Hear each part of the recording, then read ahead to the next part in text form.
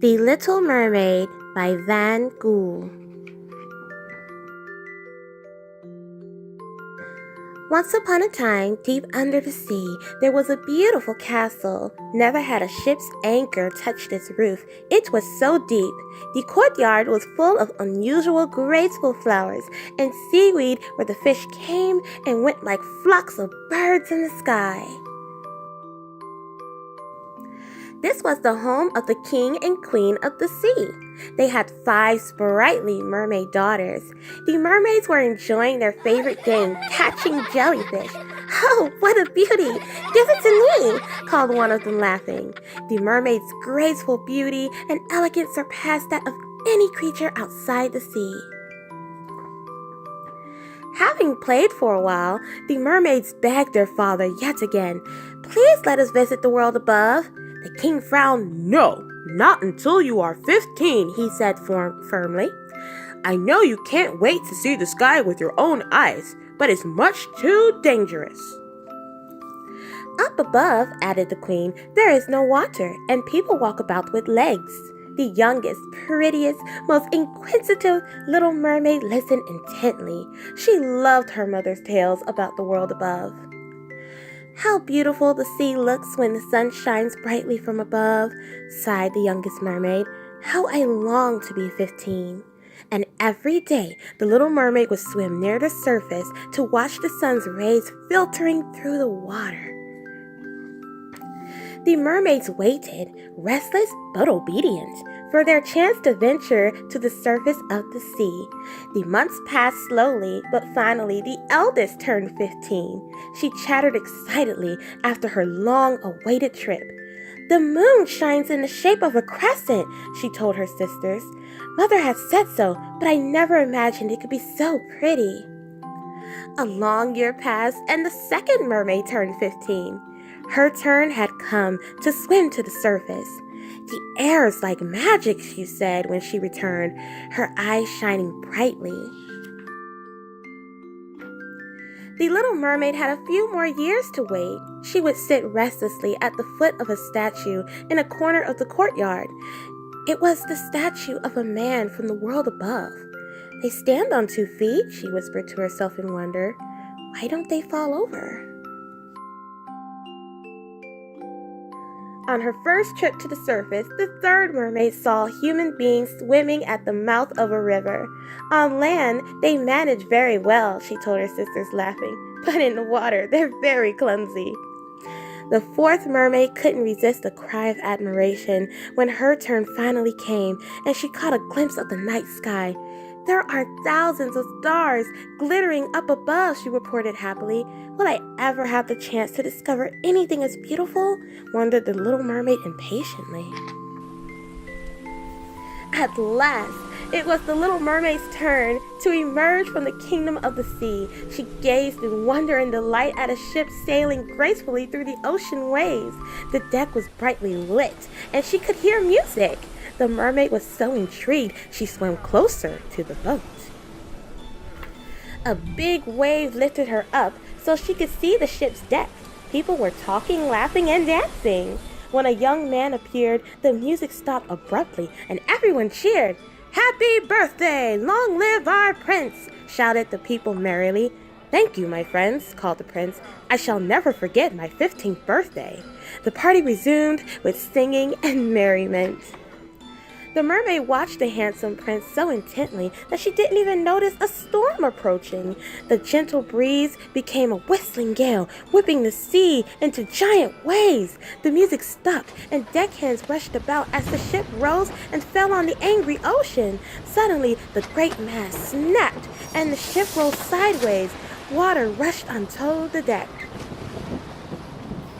Sea and wind tore at the sinking ship. The little mermaid watched in horror as the prince was swept into the water. He struggled to swim, but pounding waves pushed him under. "No!" cried the mermaid, swimming swiftly to him. She pulled him by his coat collar back to the surface. She had never imagined she would have such strength.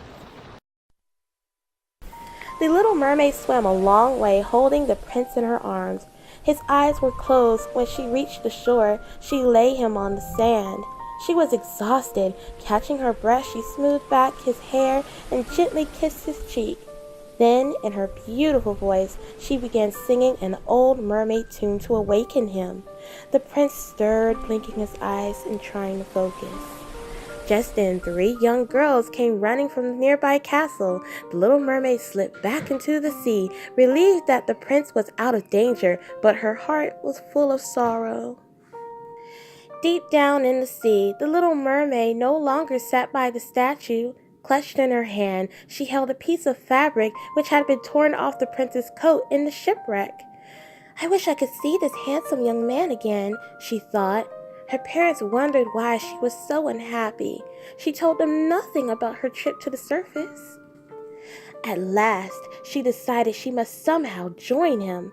"But how will I be able to walk without legs?" she wondered. Then she thought of the sea witch. "She's the only one who can help me," she said excitedly. The little mermaid swam a long way until she reached the dark waters that were the witch's domain. She found the witch hiding under the tentacles of an octopus. The mermaid was so afraid she couldn't speak. "I know what you want, little one," said the witch, glaring at her. "2 lovely legs to run about with. I can do that for you, but you must give me something in return." The witch paused for a moment and then continued, "Would you give me your beautiful voice?" The little mermaid didn't think twice. She would have done anything to join her prince. "Yes!" she cried. No sooner had she spoken the word than her voice was gone. Unable to utter a sound, the mermaid sadly touched her throat. "Take this potion and go to the kingdom of human beings," said the witch. "When you drink it, your mermaid tail will separate. It will be painful, but then you will have the most beautiful legs on earth." The little mermaid took the potion and swam quickly to the surface. She made her way to the shore near the prince's castle. The witch said it would hurt, she thought, hesitating for a moment, but remembering how miserable she had been at the bottom of the sea, far away from the one she loved, she gathered her courage and drank the potion. The little mermaid felt pain as her tail began to separate, and before she knew if the magic had succeeded, she fainted on the sand. When she awoke, not only did she have 2 lovely legs, but he was there, the handsome young man she had rescued from the shipwreck, the Prince Charming she had held in her arms. "You're opening your eyes at last," he said softly. "I was worried when I found you unconscious." The prince handed her some clothes and helped her to stand up. It wasn't easy. He thought she was dizzy because she was weak, but she was just learning to walk.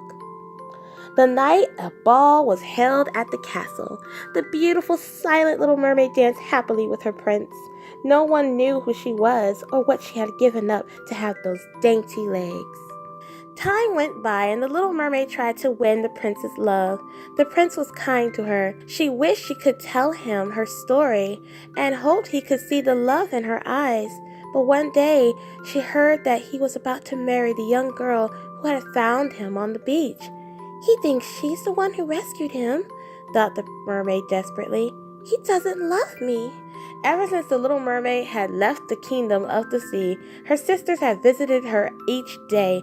Unable to talk, she made gestures to explain how desperate she was. "I know," said the eldest. "The prince doesn't love her. We must help our dear sister. Let's ask the witch. If we give her our beautiful long hair, she may agree to help our sister again." The mermaid sisters went to the witch with their request. "No, girls," was the witch's reply. "Keep your hair. I am not as cruel as you think, and I know what is going on up there. Your brave little sister has earned the right to be happy. Take this potion to her. She will recover her voice, and her beloved prince will be able to follow her deep down into the world of the sea." The prince's wedding ceremony on the royal ship had begun when the little mermaid drank some of the liquid potion and began to sing. "My heart is full of sorrow, for you have forgotten a song of the mermaids I whispered in your ear." The prince suddenly turned around, his heart filled with love as he gazed on the little mermaid and listened to her sweet voice. The mermaid sang the story of all that had happened because of her love for him. "You're the one who rescued me," said the prince, "and ever since your song has been with me. At night, a mermaid was singing in my dreams. It was you." The little mermaid was overjoyed, and she held out the potion. "Drink this, my prince," she whispered. "If you love me, you'll sacrifice your world as I did my voice."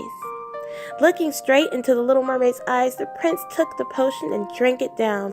"Follow me to my kingdom," said the mermaid, smiling radiantly.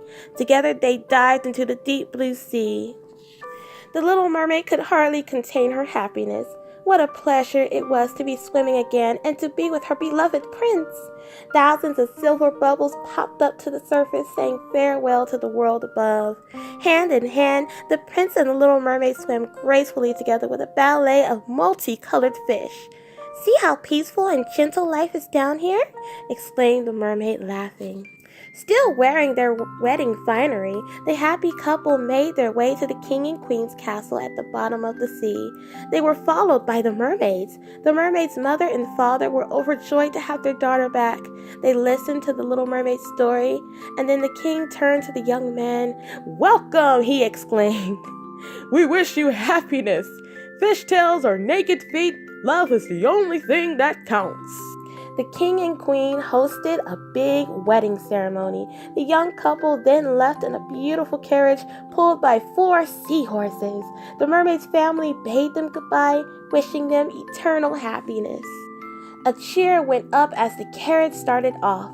Every one of the king's subjects waved and threw kisses as they went by.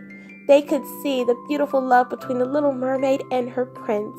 And when the new couple's honeymoon was over, the prince and the little mermaid returned to the castle under the sea, where they lived happily ever after. The end.